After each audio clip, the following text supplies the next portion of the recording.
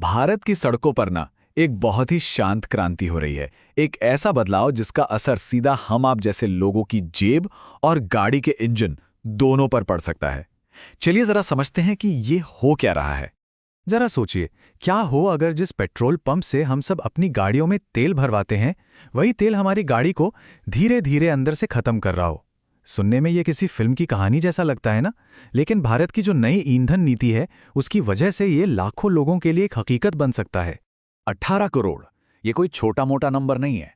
ये भारत में उन पेट्रोल गाड़ियों की संख्या है जिन पर एक बहुत बड़ी नई पॉलिसी का सीधा असर पड़ने वाला है। तो आखिर ये पूरा मामला है क्या? तो ये है वो बड़ा बदलाव।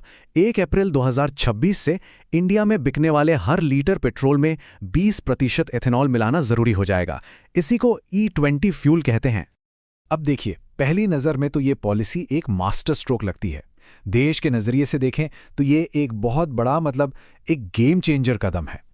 और इसके फायदे भी बड़े सीधे साधे हैं। 2 बहुत बड़े फायदे हैं। पहला तो ये कि हमें बाहर से तेल खरीदने पर कम पैसा खर्च करना पड़ेगा, और दूसरा, हमारे किसानों को अपनी जो एक्स्ट्रा फसल है उसके लिए एक नया मार्केट मिल जाता है।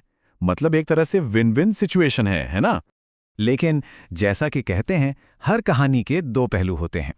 अगर देश के लिए ये इतनी बड़ी जीत है, तो फिर इसकी कीमत कौन चुका रहा है?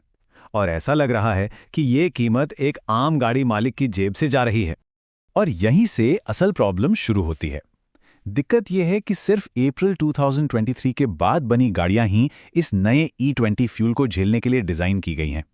इसका सीधा सा मतलब ये हुआ कि सड़कों पर दौड़ रही ज़्यादातर गाड़ियां वो इसके लिए तैयार ही नहीं है।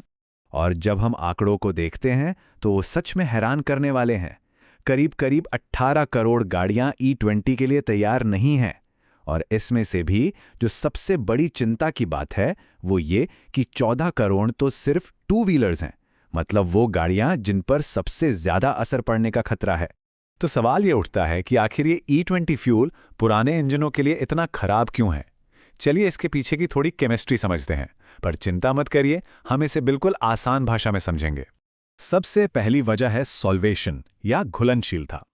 देखिए, इथेनॉल ना एक बहुत पावरफुल सॉल्वेंट होता है।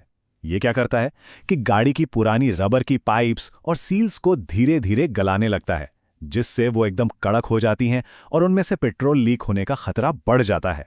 दूसरी प्रॉब्लम है हाइग्रोस्कोपी यानी नमी सोखना। इथेनॉल की एक और खासियत है कि वो एक स्पंज की तरह काम करता है। ये हवा से नमी पानी खींच लेता है। अब ये पानी फ्यूल टैंक में इकट्ठा होकर जंग लगाता है और सबसे जरूरी, फ्यूल पंप को खराब कर सकता है।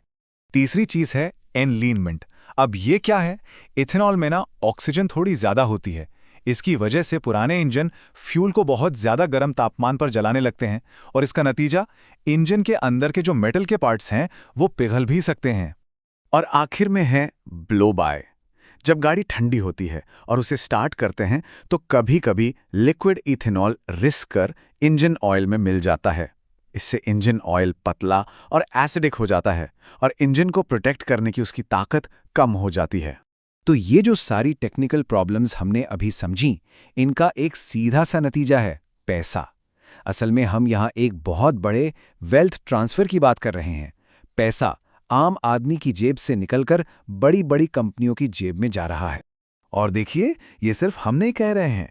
खुद सरकार की रिपोर्ट में ये चेतावनी दी गई है कि पुरानी गाड़ियों में रबर के पुर्जे बहुत बहुत जल्दी खराब हो जाएंगे।